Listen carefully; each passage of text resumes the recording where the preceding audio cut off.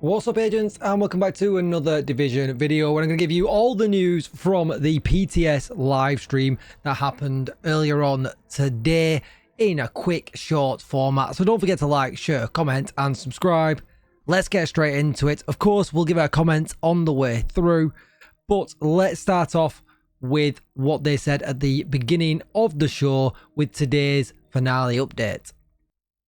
So first of all, they started off talking about the Tempest and how that all kind of went wrong, but obviously it is available in today's finale manhunt mission along with these brand new knee pads that you are seeing on the screen right now, and I can show you them. I've got them here, the blacklisters. Unfortunately, they are bugged and they are causing insane kind of damage buff to you, so yeah, that's not quite gone as according to plan, but I don't think at this point they kind of knew this was happening, so it didn't get mentioned in today's live stream. If you have not yet seen what they are, they come with weapon damage, crit chance, crit damage. The talent is ostracize. Shooting an enemy applies a mark once. Only one mark can be active at a time.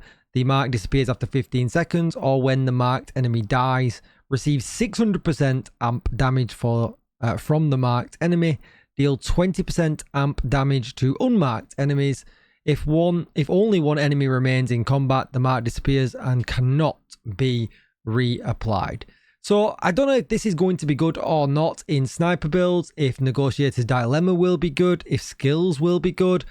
I don't really know because we're just completely unable to test them right now. But yep, you can get these right now in the finale climax mission, and if you do it on master, you are 100% guaranteed to get this and the Tempest pistol as well. They then very quickly talked about the stretch goals that are coming next week. I covered all that in my previous video and how the idea was that they wanted to be more generous, and that's why they added the second cache that has got a better set of drop rates. They then started by talking about the PTS, and obviously the big thing about this upcoming season is going to be the fact that we get an NPC companion, and we got to see that for the first time. You started off here on a side mission that Yannick is just showing us. You head to that side mission and you will find one of these brand new NPC companions. Now, there was something that was slightly interesting with them. There are 3 types of companion. There's an assault one, an engineer, and a healer type or a support type companion. But they do just that. The assault does damage. The engineer has like turrets, and the support one has like a healing station and things like that. What is interesting though is they come with 2 stats. So I think Yannick finds one in just a second, but when you find one of these companions, you get to basically say, yeah, I want you as my companion. You can only keep one of each companion. If you find another one, they will have different stats, and you can kind of choose, you know, if they benefit your gameplay style more than the one that you've got now, which I think was pretty interesting. And it does add like a RNG type element to the whole thing. So you can see here now you've got to help this companion out. He's an assault companion, and once you help him out, jobs are good un, and you can then get him in. So let's get a look at them stats when he gets to the end of this. So as you can see here, this is a companion and assault, like I've just said, but he has 2 stats. So he has fast metabolism, that gives you 20% movement speed but less than 20% health. I mean, that's pretty good. And then long range operator, plus 20% damage for every 20-meter distance to the target. So you could always use them to run up and kind of take the aggro while you sit back and get that huge damage bonus. But what we don't know is how many of these combinations there are, how, you know, if they're exclusive to the top and bottom slot. Some of them do merge between the different companion types. They did say that as well, but certain companions do have exclusive ones also.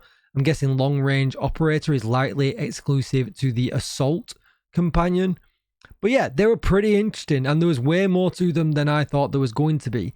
What they did talk about was how they already know that people want these as a permanent addition to the game, and that if they were going to bring them back in some kind of way in the future, it would not be as they are in this season coming up, because they've been very much tailored to this season.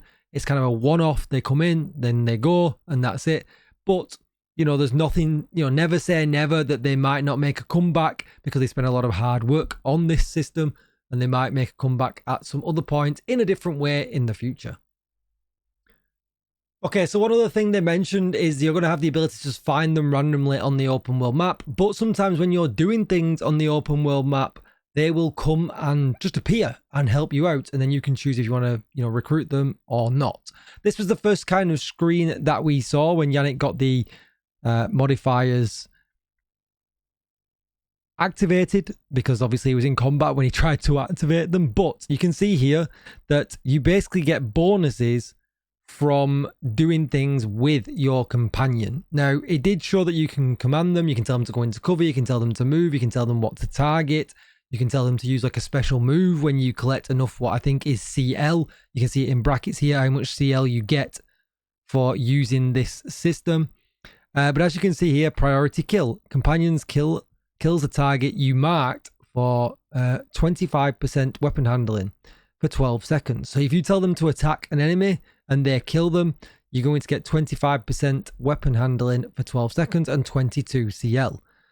Then if you and your companion kill the same enemy, you get 25% crit chance for 12 seconds and 30 CL. The companion completes a move to cover order, you get 20% reload speed for 7 seconds. You or your companion kill an enemy attacking the other, 15% weapon damage for 5 seconds. That's probably the best one that you want. So if something's shooting at your companion, you want to be shooting at that enemy so that you can get that 15% weapon buff. You or your companion revive the other in combat, you get 35% bonus armor for 12 seconds, which is just kind of like a buff when you picked up, I guess. And then in collateral kill, the companion kills an enemy without your help or command, you get nothing but 12 CL. You can see here we got the aim plus the modifier key. So modifier is generally T on PC. So you aim and press that, it'll attack the enemy. You hold the modifier key, will trigger the enemy active ability, which for instance the assault companion has a rocket launcher. And then with a valid cover to cover selected, plus the modifier key, move cover to cover. Now, we didn't see the co-op rules, but they did talk about it a little bit. Only one companion can be active in a party. Obviously, they're modifiers, so they can't go into raids. They can't go into the incursion. They can't go into countdown. But when you're in a group, you'll only have one activated. You can switch between whose companion you want. It sounds like it might get a bit rage bait, to be honest, because it sounded like you can just kind of, there is a cooldown, but I could be running mine and somebody could just run theirs and take over with a worse companion without even, you know, asking the rest of the team. So that didn't sound too great. So if you're in, you know, pick up groups and people just keep getting theirs out, it's a little bit weird. But what doesn't matter is that you get credit no matter whose companion is out towards your companion. So like last season, these modifiers level up. If somebody else, player 4, has got their companion out, you're still getting credit for your personal companion. You're still getting level up and things like that. So at this time, Yannick had 2 of the companions unlocked, the engineer and the assault one. You can see the assault one here, that he does the move that I talked about before. He fires an RPG that deals explosive damage and inflicts bleed on all enemies within 7 meters. The CL cost here is 100, so we noticed that before in the other section where you build the CL up to be able to do this, and the traits that we talked about when we saw him recruit this guy earlier on. And then you can see here that the level effects, we can't see how much we can actually level it up. Is it just 2 levels this time? Is there more levels after that? We don't know. I think it's likely just 3 levels, but you get a bigger blast radius and extra explosive damage, which isn't too great. You know, I can't, you know, NPC RPGs are not generally that great, so I can't really imagine this one being that great either. But they all have static companion stats, so no matter which companion you've got active, these stats here will always be the same. So we got to see this one if you paused quick enough. He had quick fix here. The medic companion deploys a support station that revives, heals and cleanses all allies within 15 meters for 10 seconds.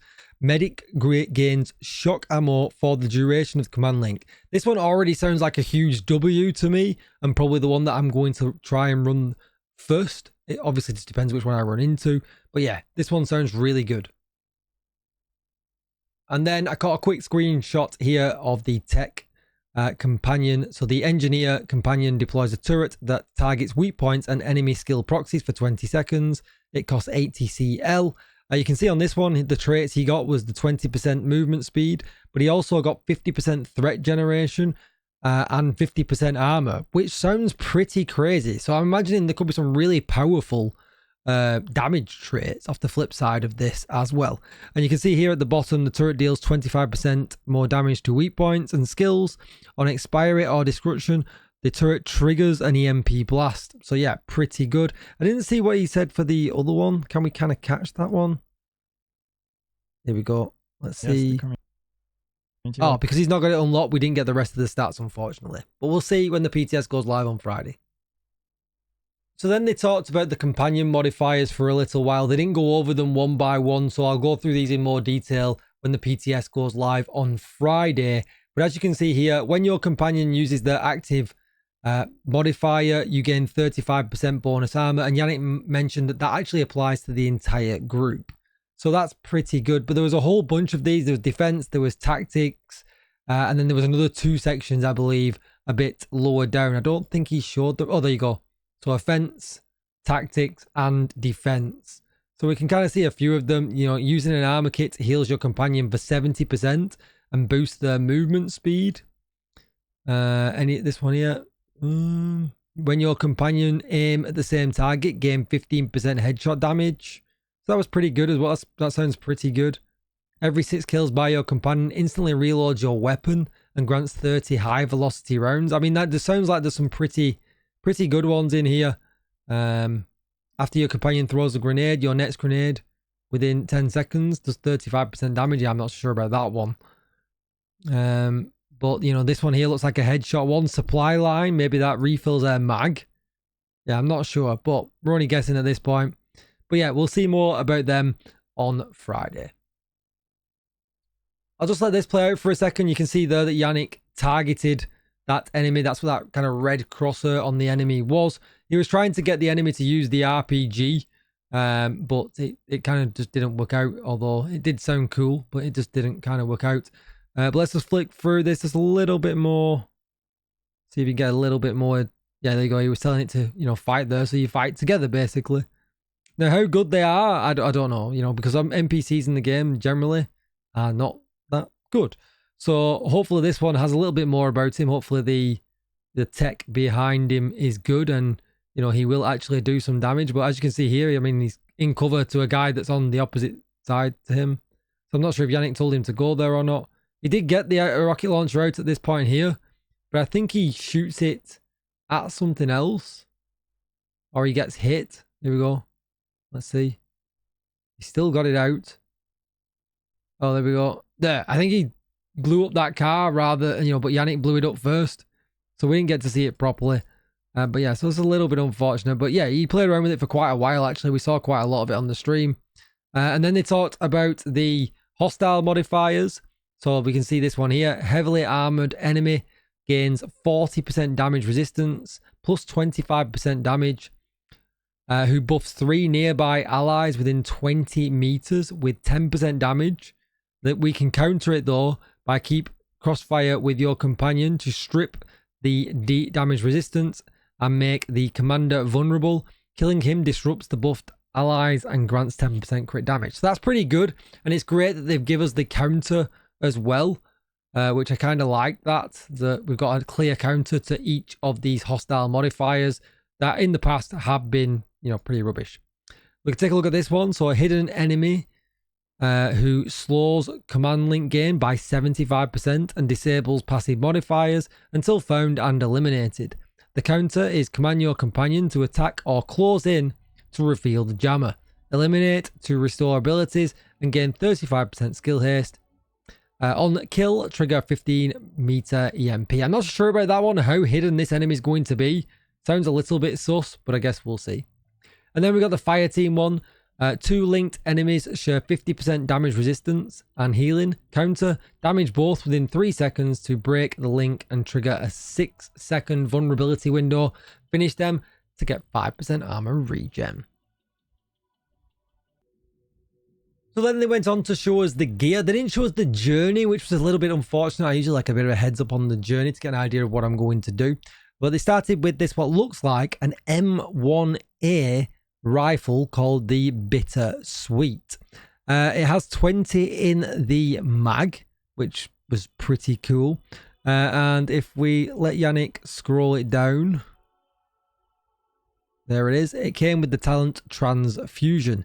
Hitting headshots builds stacks up to a max of 8.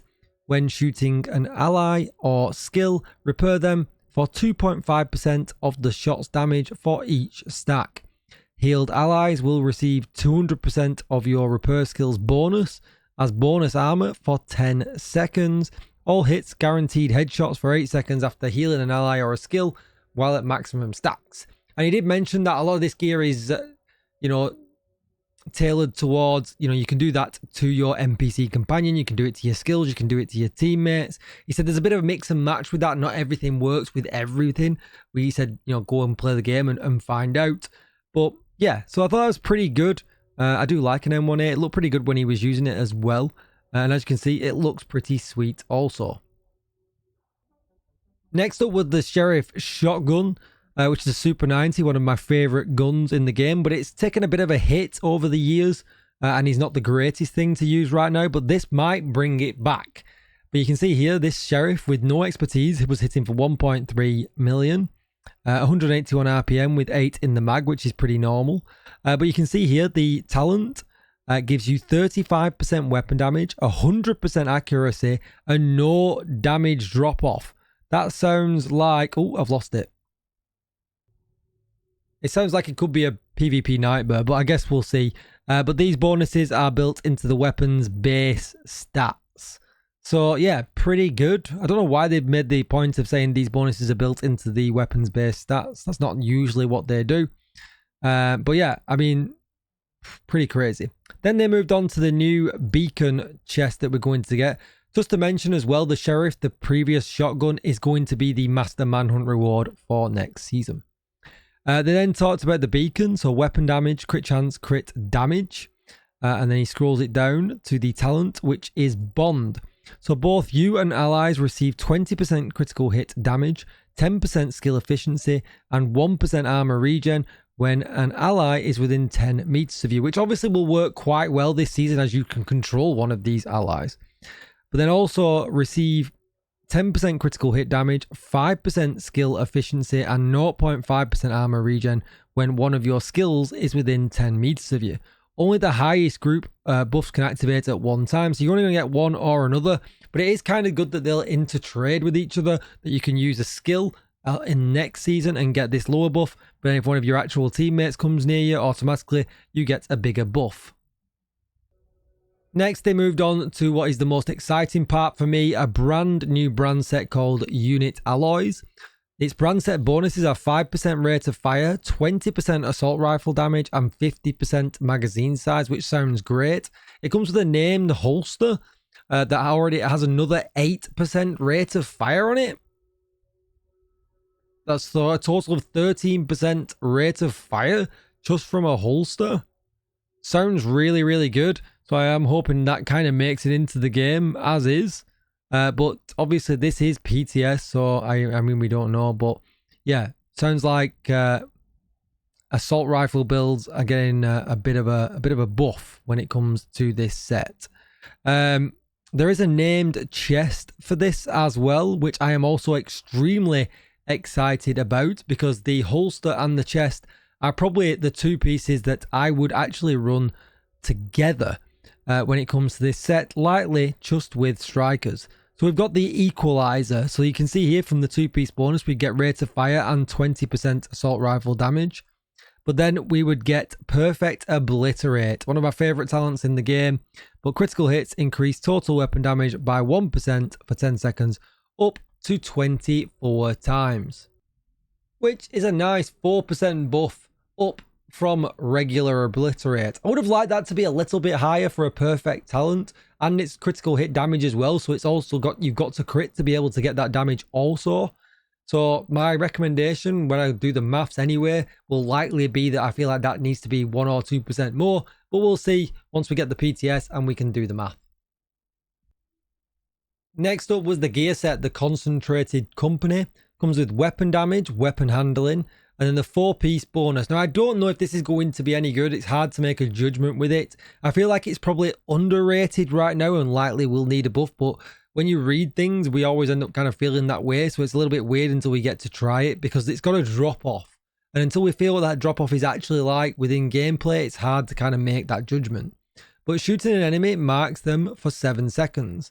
When a marked enemy dies, receive 1 stack of 3% weapon damage for each ally or skill that has contributed to killing that enemy. Max stacks is 35.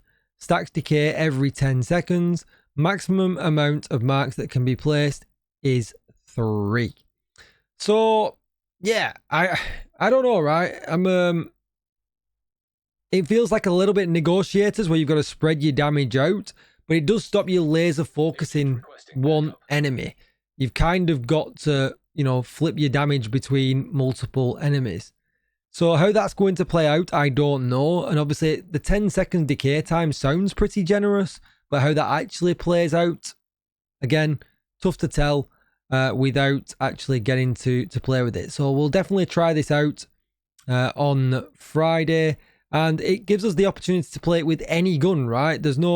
It's weapon damage, weapon handling. So LMGs, SMGs, ARs, all will work fine with this. I can't remember if he actually scrolls down and we see the talent on the bottom to see what kind of buffs we get, but we'll just see. All right, so sadly he didn't show the talent and he didn't show the backpack talent either. But one thing I don't think I've mentioned is obviously this season, this set does have a bit of a bonus because your companion actually counts towards them stacks, and that will just shoot kind of randomly around the arena, won't it? Or ones that you've actually specified for it to shoot against, meaning you can force it to target the same enemy as you, meaning constantly you're going to get that damage bonus. So will that be a set just for this, you know, this season, and then will it die off at the end of it? I don't know, but I guess we will see. We then had a new lockdown named shotgun, which you can see here. I'm not a huge fan of this shotgun as it is, but you can see here we got perfect immobilize, which obviously means we'll probably be getting immobilize in the pool as well. But it amplifies weapon damage by 25% to ensnared enemies. After 3 kills, applies ensnare to the next enemy. We've got lots of these kind of talents. I very rarely use them. Having to kill multiple to get the bonus just seems off to me when we've got other talents that you can get instant damage bonuses on.